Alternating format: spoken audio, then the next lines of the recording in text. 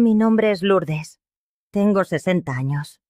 Y nunca imaginé que el día más doloroso de mi vida se convertiría, también, en el día en que descubriría la verdadera naturaleza de mi familia. Fue un martes lluvioso de octubre cuando enterramos a Roberto. 42 años de matrimonio se disolvían bajo aquella llovizna helada que parecía mofarse de mi pena. Durante toda la ceremonia, mantuve la compostura que Roberto habría esperado de mí. Saludé a los presentes, agradecí sus condolencias y sostuve las manos de mis nietos mientras lloraban por su abuelo. Mi nuera, Patricia, permaneció a mi lado, pero no para ofrecerme consuelo. Sus ojos fríos y calculadores escudriñaban sin cesar a los asistentes, como si estuviera catalogando quién podría serle de utilidad en el futuro. Cuando el pastor mencionó la generosidad de Roberto con su familia, la vi apretar la mandíbula. Mi hijo, Marcus, parecía perdido en su propio mundo de dolor, ajeno por completo a las maquinaciones de su esposa. El viaje de regreso a casa fue un largo silencio. Yo, en el asiento trasero del Mercedes de Marcus, veía pasar las calles de Houston, que durante décadas habían sido mi hogar. Patricia conducía con una eficiencia gélida, sus uñas perfectas tamborileando de vez en cuando sobre el volante. A través del espejo retrovisor, intercambiaba miradas cómplices con Marcus. Al llegar a la casa, una hermosa propiedad de 2 plantas en River Oaks, que Roberto y yo habíamos comprado 20 años atrás, noté algo extraño. Mis maletas estaban apiladas junto a la puerta del garaje. Al principio, pensé que alguien las había movido por error durante los preparativos.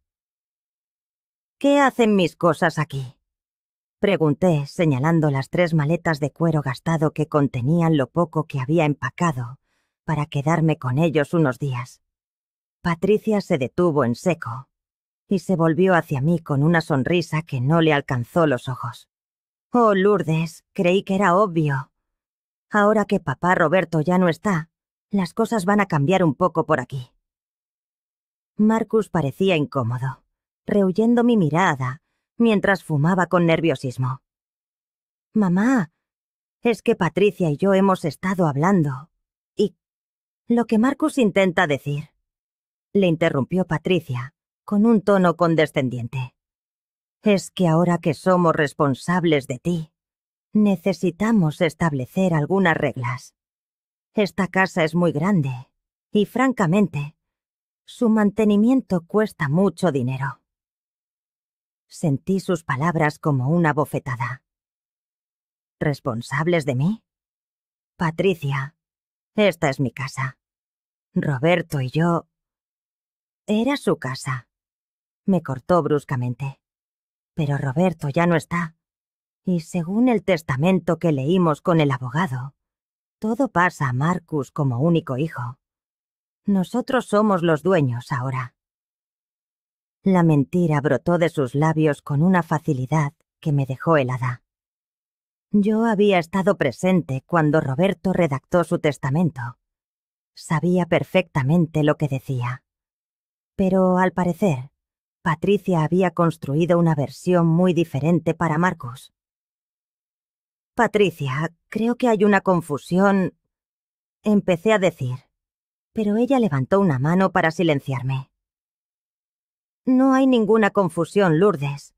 Mira, entendemos que esto es difícil para ti. Roberto te mantuvo todos estos años, y ahora que no está, es evidente que no tienes a dónde ir, ni cómo mantenerte. Por eso, Marcus y yo hemos decidido que puedes quedarte». La forma en que dijo «quedarte» sonó más a una sentencia que a un ofrecimiento generoso. «Pero», continuó señalando las maletas, «tendrás que instalarte aquí, en el cuarto de servicio, junto al garaje. El dormitorio principal ahora es nuestro. Y los niños necesitan sus propios espacios. Esperamos que lo entiendas. Marcus finalmente habló, su voz apenas un murmullo. Mamá, será temporal. Solo hasta que nos organicemos. Miré la habitación a la que se referían. Era pequeña, húmeda, y se había usado principalmente como almacén. Contenía una cama individual oxidada y una ventana minúscula que daba al callejón trasero, donde los camiones de la basura hacían un estruendo cada madrugada. Y, naturalmente, añadió Patricia, examinándose las uñas, esperamos que contribuyas en la casa. No es justo que Marcus cargue con todos los gastos. Puedes ayudar con la limpieza, la cocina, cuidar de los niños. Ya sabes, ganarte el sustento. La humillación fue total. En el transcurso de una tarde, había pasado de ser la señora de la casa a ser tratada como una empleada doméstica sin sueldo. Mis propios nietos, Emma de 12 años y Dylan de 10, me observaban con una mezcla de confusión y lástima que me partió el corazón. Esa noche, mientras deshacía el equipaje en aquel cuarto deprimente, me senté en el borde de la cama y por primera vez, desde la muerte de Roberto, lloré. No lloré solo por él, sino por la terrible certeza de que la familia, por la que tanto había sacrificado, me veía ahora como una carga. Lo que Patricia y Marcus no sabían era que Roberto había sido muy previsor. Durante los últimos 5 años de su vida, sabiendo que su corazón se debilitaba, había trabajado sin descanso para asegurar mi futuro. Había cuentas a mi nombre, propiedades que solo yo conocía y sí, una mansión en Cancún que él había comprado en secreto. No llegó a contármelo. Encontré los documentos entre sus papeles personales una semana antes del funeral. Esa noche, con el sonido de la risa de Patricia resonando desde mi antiguo dormitorio y Marcus sin hacer nada por defenderme, tomé una decisión. Iba a dejarles creer que tenían el control. Iba a permitir que me trataran como quisieran. Y cuando llegara el momento preciso, les demostraría quién tenía en realidad todo el poder. Los primeros 3 meses fueron los más humillantes de mi vida, pero también los más reveladores. Cada día que pasaba, Patricia mostraba con más claridad su verdadera cara. Y yo me convertí en la observadora silenciosa de mi propia degradación. Mi rutina comenzaba a las 5:30. El cuarto del garaje era gélido en invierno y sofocante en verano. Me levantaba antes que nadie para preparar el desayuno. Patricia Pasa había dejado muy claro que, si quería ganarme mi sitio, debía demostrar mi utilidad. Lourdes, me decía cada mañana al bajar las escaleras con su bata de seda, asegúrate de que el café esté listo a las 7. Y Marcus quiere sus huevos benedictinos. Los niños necesitan el almuerzo preparado. Y yo tengo que planchar mi vestido azul para la reunión del colegio. Nunca un «por favor», nunca un «gracias». Solo órdenes secas, como si fuera su empleada. Marcus, por su parte, evitaba mirarme a los ojos. Si intentaba hablar con él, siempre tenía una excusa. «Mamá, estoy muy ocupado», decía, revisando su teléfono mientras yo le servía el café. Patricia se encarga de las cosas de la casa. Confío en su criterio. Una mañana, mientras limpiaba el salón, escuché a Patricia hablando por teléfono con su hermana. «Es tan molesto, Diane. La vieja está todo el día arrastrando los pies por la casa como un fantasma. Marcus se siente culpable, pero le he dicho que tenemos que ser prácticos. Es básicamente como tener servicio doméstico gratis. Solo tengo que soportar su cara de pena». Me quedé paralizada detrás de la puerta, con el paño de limpieza apretado en la mano. Servicio doméstico gratis. Eso era yo para ella. Pero lo que más me dolía era ver cómo mis nietos empezaban a tratarme de forma diferente. Emma, que siempre había sido mi sombra, ahora parecía avergonzada cuando sus amigas venían de visita y me veían limpiando. «Abuela», me susurró un día, «¿por qué vives en el cuarto pequeño? Mamá dice que es porque no puedes pagarte una casa». ¿Cómo le explicas a una niña de 12 años que su madre miente? «Las cosas cambiaron cuando murió el abuelo, mi amor», le respondí, intentando que no me temblara la voz. «Pero no te preocupes por mí». Pero no estaba bien. Cada día, Patricia se volvía más descarada. Había empezado a invitar a sus amigas a almorzar, exigiéndome siempre que sirviera la comida y limpiara después. «Lourdes, trae más champán», me gritaba desde el comedor. Una tarde, mientras sus amigas estaban de visita, escuché una conversación que me heló la sangre. «Es una situación difícil, Pat», decía una de ellas, «pero lo manejas con mucha gracia». «Es un sacrificio», suspiró Patricia dramáticamente. «Aunque, a veces, me pregunto cuánto tiempo más podremos sostener esto». «¿Has pensado en otras opciones?», preguntó la amiga en voz baja. «Bueno», Patricia bajó la voz. «Hay residencias muy bonitas para mayores aquí en Houston. Lugares donde podría estar con gente de su edad. Sería mejor para ella, en realidad. No solo querían humillarme, planeaban deshacerse de mí». Esa noche, mientras yacía en aquella cama incómoda, tomé una decisión. Al día siguiente, haría la llamada que había estado posponiendo. La llamada que lo cambió todo la hice un martes por la mañana, mientras Patricia estaba en el spa. «Señora Mendoza». La voz de Fernando Álvarez, el abogado de Roberto, sonó sorprendida. «He estado esperando su llamada. Hay asuntos urgentes que requieren su atención». Esa tarde, me senté frente al escritorio de caoba de Fernando. Los documentos que me mostró me dejaron sin aliento. Roberto no solo me había dejado bien atendida, me había convertido en una mujer muy, muy rica. «Su esposo fue extremadamente meticuloso», explicó Fernando. «La casa de River Oaks está a su nombre en un fideicomiso.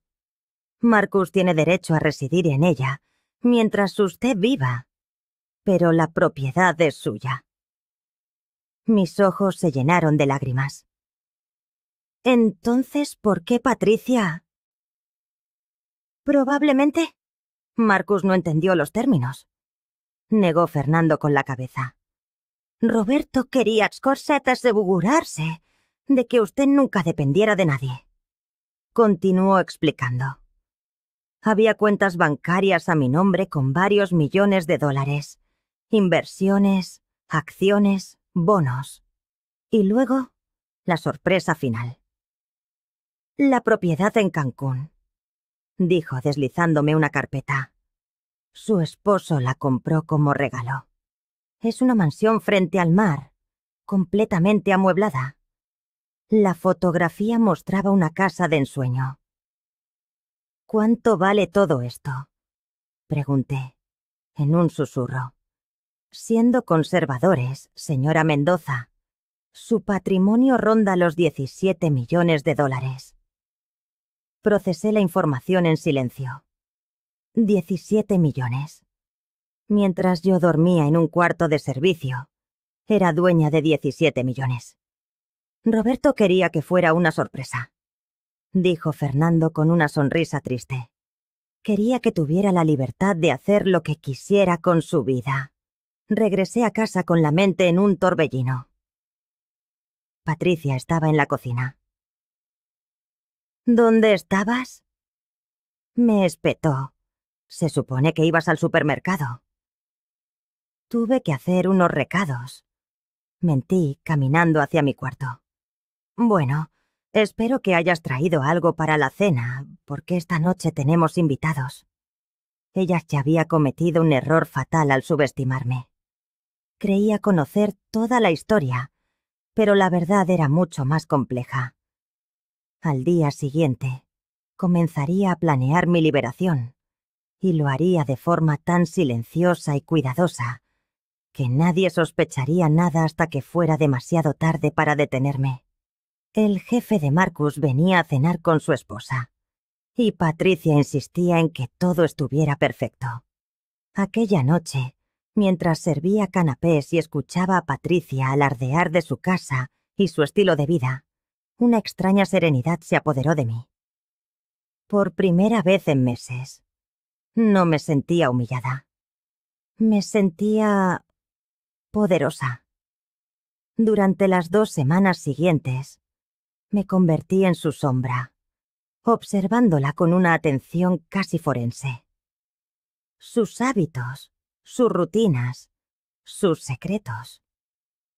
Y fue entonces cuando descubrí algo que lo cambiaría todo. Era un viernes por la tarde. Patricia anunció que iban a su clase de yoga, pero algo en su actitud me hizo sospechar. Se había arreglado más de lo habitual. Llevaba un extra de perfume y una sonrisa secreta que no lograba ocultar. Un impulso me llevó a seguirla. La vi conducir, no hacia el estudio de yoga, sino hacia el Hotel Omni, en el centro de la ciudad. El corazón me martilleaba en el pecho mientras la observaba entrar en el vestíbulo con una confianza insultante. Esperé unos minutos y luego entré yo también.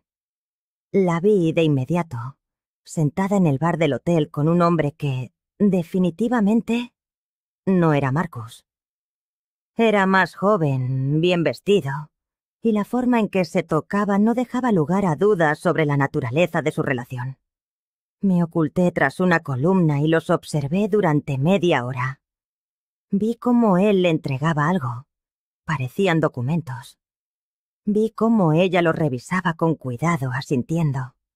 Vi cómo se besaron antes de despedirse.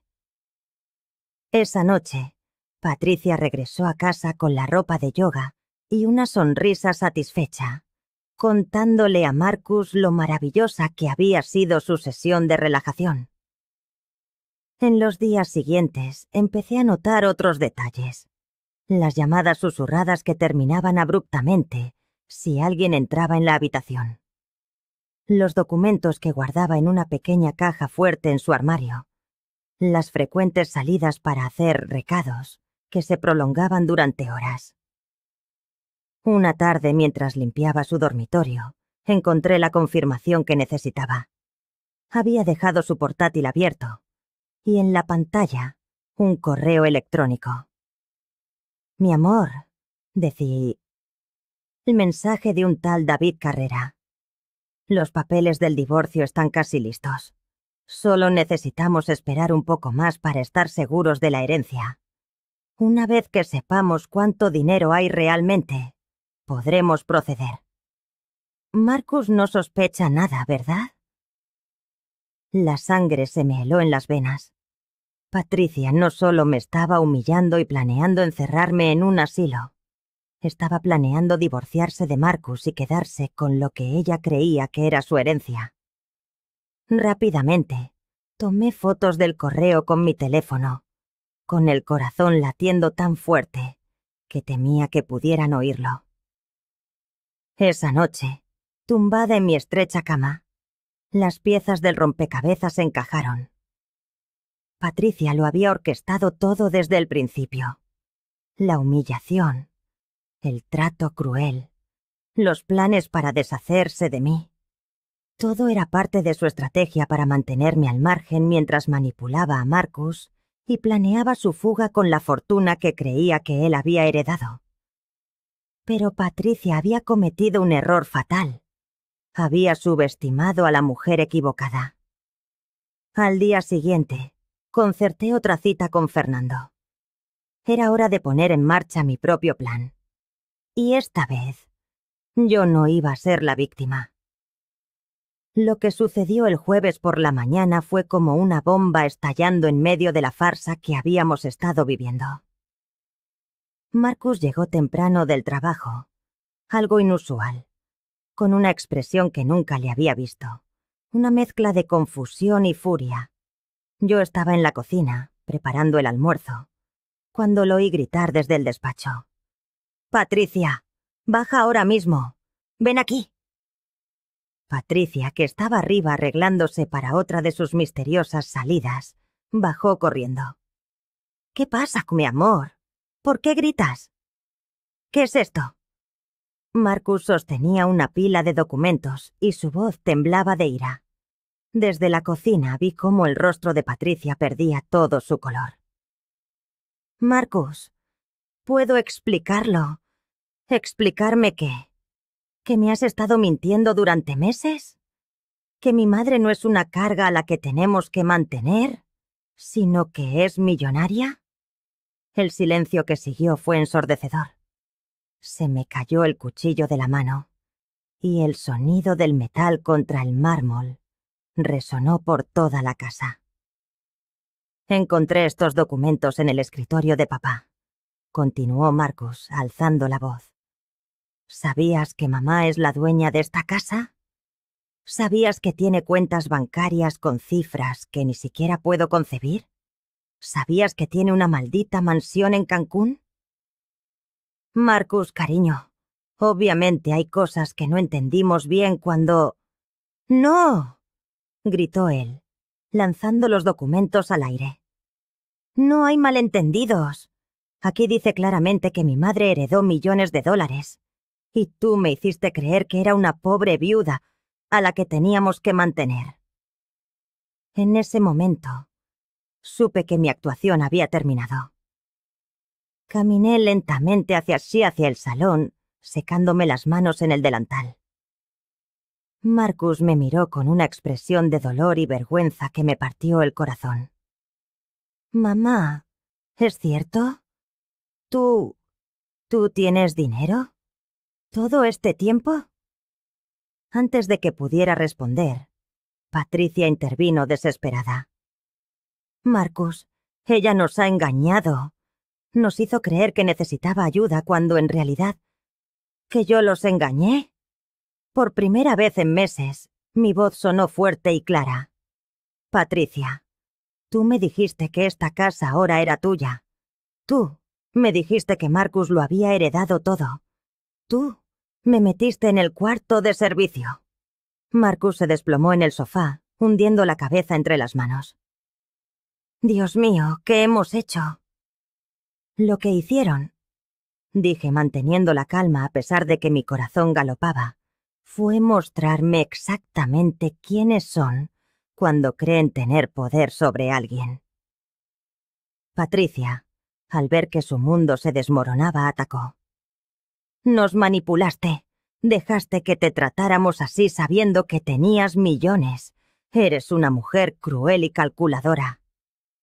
La ironía de sus palabras habría sido cómica si no fuera tan patética. Marcus levantó la cabeza, con los ojos llenos de lágrimas. «Mamá, ¿por qué no nos lo dijiste? ¿Por qué dejaste que te tratáramos así?» Esa pregunta me dolió más que todos los meses de humillación. Porque mi propio hijo, mi única familia, había participado en mi degradación. «Porque necesitaba saber», respondí finalmente. Necesitaba saber si me querían por ser yo, o si solo era conveniente. Necesitaba saber si respetaban a la mujer que los crió, o si solo respetaban lo que podía darles. Patricia se volvió hacia Marcus, con pánico en la mirada. «Marcus, no puedes creerla. Intenta manipularte. Nosotros somos tu familia». Pero Marcus ya no la escuchaba. Se levantó y caminó hacia mí. «Mamá, yo... no sé qué decir. Estoy tan avergonzado. Papá debe de estar revolviéndose en su tumba. Tu padre...» dije con suavidad. Sabía exactamente lo que hacía cuando redactó así su testamento. Él me protegió, Marcus. Se aseguró de que nunca tuviera que depender de nadie. Patricia, viendo que perdía el control, jugó su última carta. Marcus, recuerda todo lo que hemos construido. Piensa en los niños. ¿Vas a destruir nuestra familia por esto? Fue entonces cuando decidí revelar la otra verdad que guardaba. Hablando de destruir familias, dije, sacando mi teléfono, creo que hay algo más que Marcus debería saber. El color abandonó por completo el rostro de Patricia. Lourdes, no te atrevas. Le mostré las fotos del correo electrónico, las imágenes de ella con David Carrera en el hotel. ¿Quieres contarle tú a Marcus sobre tu novio? ¿O lo hago yo? El silencio fue absoluto. Marcus tomó el teléfono con manos temblorosas.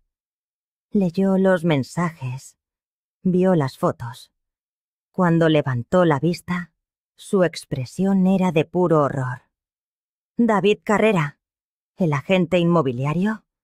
Patricia, ¿has estado todo este tiempo? Patricia rompió a sollozar, pero eran lágrimas de desesperación, no de arrepentimiento.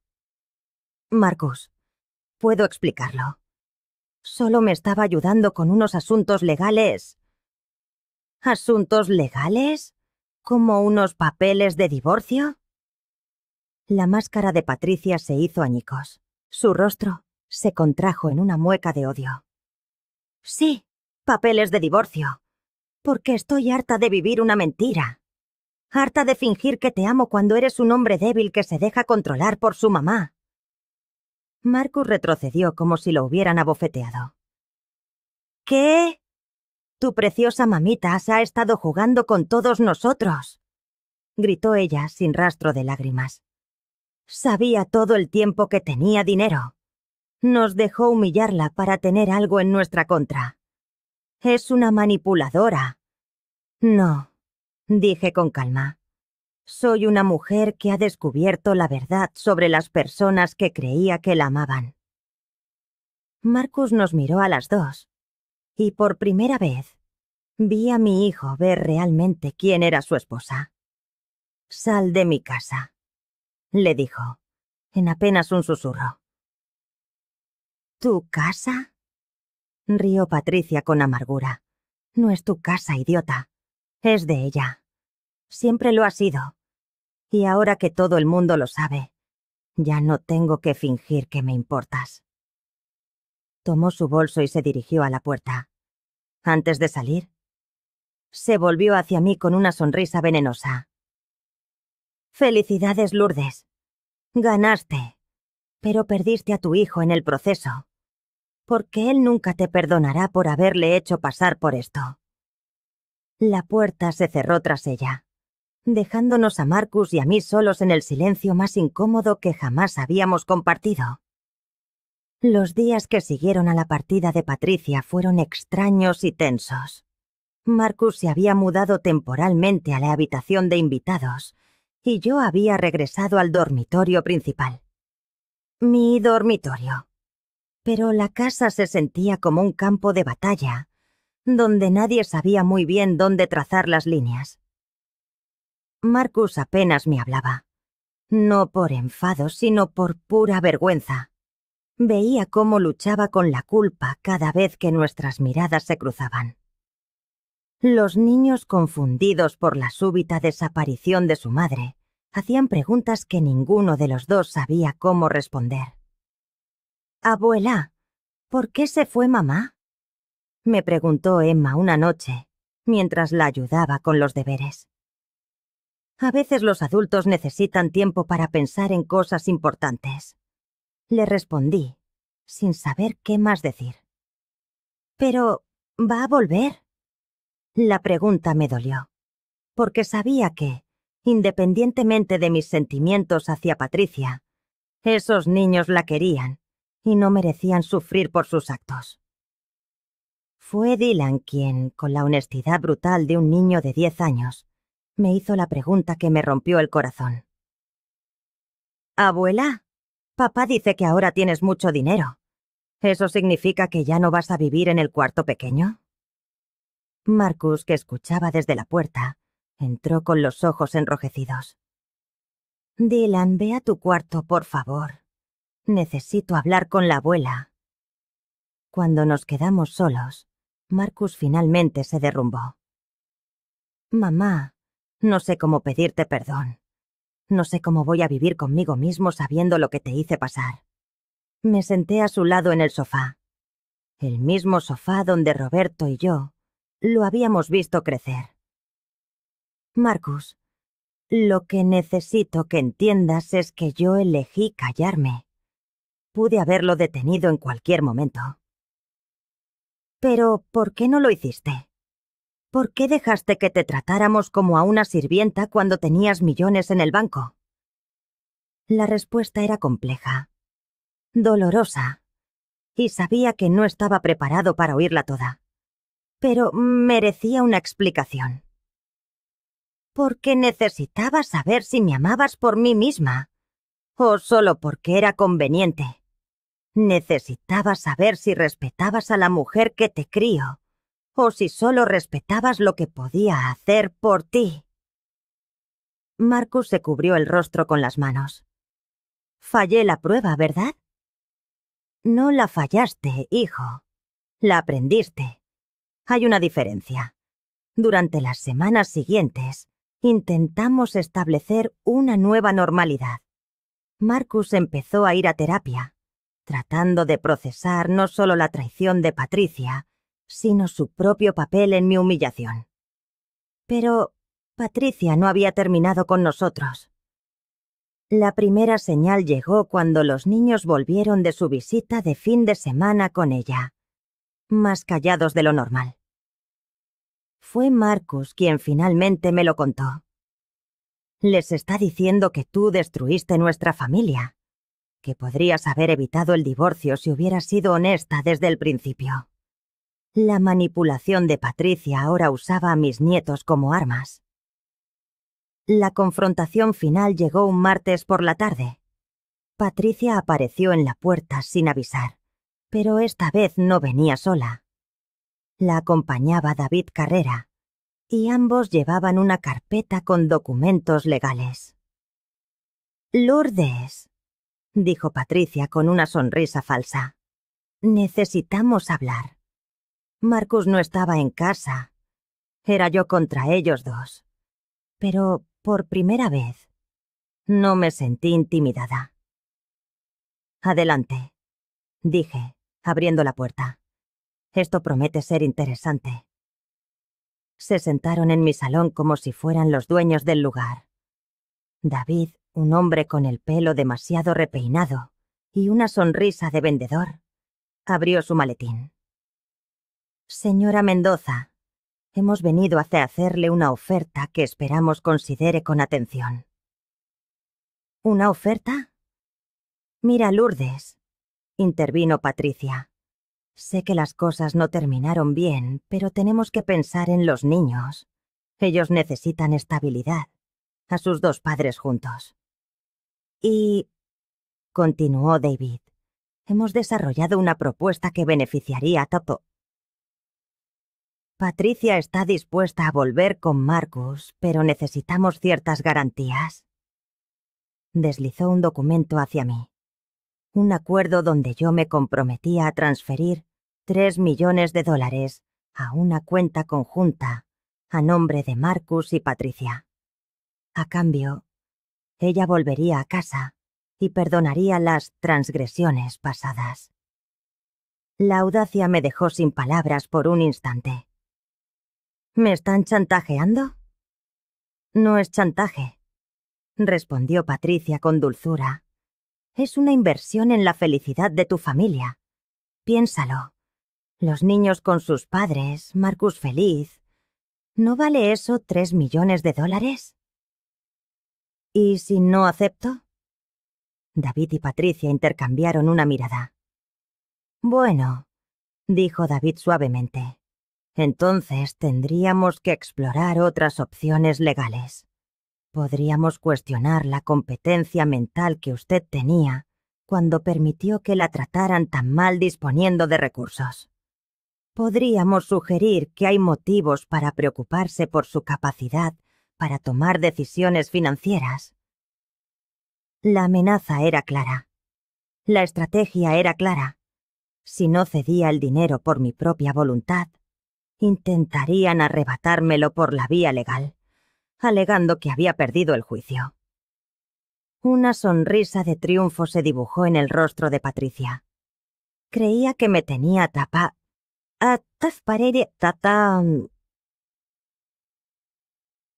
Además, añadió con una estudiada indiferencia, los niños han mostrado mucha confusión con toda esta situación. Sería una lástima que tuvieran que testificar en un tribunal sobre el comportamiento errático de su abuela. Y ahí estaba, el golpe de gracia, la amenaza final. Utilizar a mis propios nietos en mi contra. Me levanté despacio, con una calma que no sentía, y caminé hacia el ventanal. Contemplé el jardín que Roberto y yo habíamos cultivado juntos durante décadas, un santuario de colores y aromas. ¿Saben qué es lo más triste de todo esto?, dije al fin, sin volverme hacia ellos. ¿Qué? La voz de Patricia sonó tensa, impaciente. ¿Que de verdad creen que me conocen? Me giré para encararlos, y algo en mi mirada debió de alterarlo, porque David se removió, incómodo en su asiento.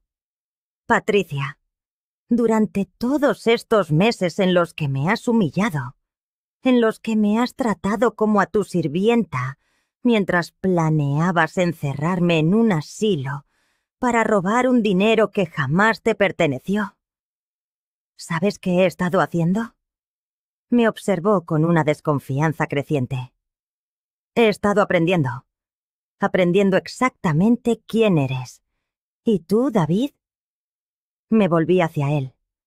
¿Crees que no sé de tus deudas de juego? ¿Que superan los $200,000? ¿Crees que ignoro que no es la primera vez que intentas estafar a una viuda? El rostro de David perdió todo color, transformándose en una máscara de cera. Así que esta es mi oferta. Continué con mi voz ahora afilada como el acero. Van a salir de mi casa. Ahora mismo. Patricia, firmarás los papeles del divorcio sin pedir un solo centavo, y ambos desaparecerán de nuestras vidas para siempre. ¿O qué? Espetó Patricia, su máscara de compostura cayendo por fin. Esbocé una sonrisa, una que Roberto, de haberla visto, habría aplaudido. O le presento a las autoridades toda la evidencia que he recopilado sobre tus actividades fraudulentas. ¿Y a ti, David? ¿Le enseño a tu esposa? Sí, sé que estás casado. ¿Todas las fotografías de tus aventuras con otras mujeres? El silencio que siguió fue denso, absoluto. Se han metido con la mujer equivocada, sentencié con una calma gélida. Ahora, fuera de mi casa. 6 meses después de aquel día, estoy sentada en la terraza de mi casa en Cancún, viendo cómo el sol se funde con el Caribe. El agua despliega un abanico de azules tan perfectos que desafían la realidad, y la brisa tibia mece el aroma del jazmín que trepa por mi jardín. Roberto tenía razón. Este lugar es el paraíso. La transición no fue ni fácil, ni inmediata. Después de que Patricia y David huyeran de mi casa aquella tarde, con sus planes en ruinas y la cola entre las piernas, tuve que tomar las decisiones más difíciles de mi vida. Marcus se divorció de Patricia en menos de 2 meses. Ella no puso resistencia. No podía. No después de que las pruebas de su infidelidad y sus maquinaciones salieran a la luz. El proceso fue limpio y rápido, tal y como lo había previsto. Los niños fueron el mayor desafío. Emma y Dylan merecían una explicación que pudieran comprender. Una que no demonizara por completo a su madre, pero que tampoco ocultara la verdad. Los adultos a veces tomamos malas decisiones cuando tenemos miedo o estamos confundidos, les dije una tarde, mientras horneábamos galletas en mi cocina. Vuestra mamá tomó algunas decisiones que hicieron daño a la familia, y ahora debe aprender a vivir con las consecuencias. ¿Pero todavía podemos quererla?, preguntó Dylan con esa sabiduría aplastante de la infancia. Por supuesto que sí, le respondí, abrazándolo con fuerza. El amor no se apaga porque alguien cometa un error, pero amar también significa protegernos de quienes nos lastiman una y otra vez. Marcus lo llevó peor que los niños. La culpa lo consumía. Durante semanas me suplicó que me quedara en Houston. Mamá, déjame compensártelo. Déjame cuidarte como debí haberlo hecho desde el principio. Una noche, mientras cenábamos solos, finalmente tuvimos la conversación que ambos habíamos estado evitando. ¿Puedes perdonarme? Su voz se quebró, y vi el brillo de las lágrimas en sus ojos. Marcus, dije tomando su mano, no hay nada que perdonar. Fuiste manipulado por una mujer experta en controlar las emociones ajenas.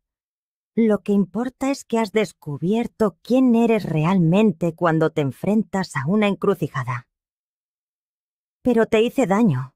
Te humillé. Actuaste como Patricia te enseñó a hacerlo. Y en cuanto supiste la verdad, quisiste reparar el daño.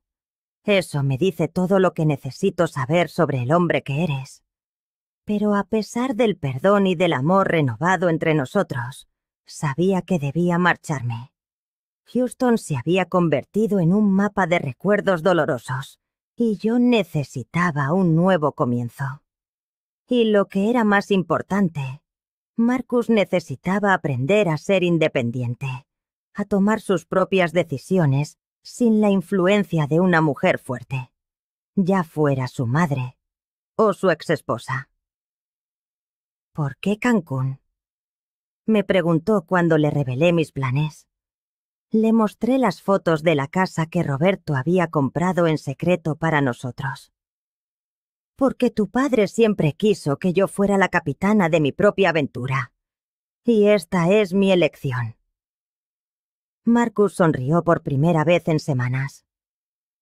Papá siempre fue más listo que todos nosotros, ¿verdad? Trazamos un plan. Él y los niños vendrían a visitarme en verano y en las fiestas. Yo volvería a Houston para cumpleaños y eventos importantes. Haríamos videollamadas semanales, pero fundamentalmente, cada uno viviría su propia vida. Antes de irme, quedaba un último asunto por resolver. Creé un fideicomiso educativo para Emma y Dylan. Al cumplir los 18, tendrían acceso a los fondos para la universidad y para empezar su vida adulta, pero con condiciones. Mantener buenas notas, realizar servicio comunitario y, lo más importante, escribir cartas anuales reflexionando sobre las lecciones aprendidas de aquella dolorosa experiencia familiar. A Marcus le transferí la plena propiedad de la casa de Houston, junto con un fondo suficiente para mantenerla y criar a los niños con holgura. No quería que dependiera de mí, pero tampoco que tuviera que luchar financieramente como padre soltero. «Es demasiado, mamá», protestó al ver los documentos. «No, no lo es. Es exactamente lo que tu padre habría querido». El día de mi partida, Marcus y los niños me acompañaron al aeropuerto. No hubo lágrimas ni despedidas dramáticas. Flotaba entre nosotros una paz que no habíamos sentido en años. «Te voy a echar de menos, abuela», dijo Emma, abrazándome con fuerza. «Y yo a ti, mi amor. Pero ahora tenemos algo maravilloso que esperar. Tus vacaciones en la playa. Dylan me entregó una carta doblada. Es para que no te olvides de nosotros, dijo, muy serio. La abrí cuando el avión ya surcaba las nubes. Con su caligrafía infantil, había trazado unas palabras.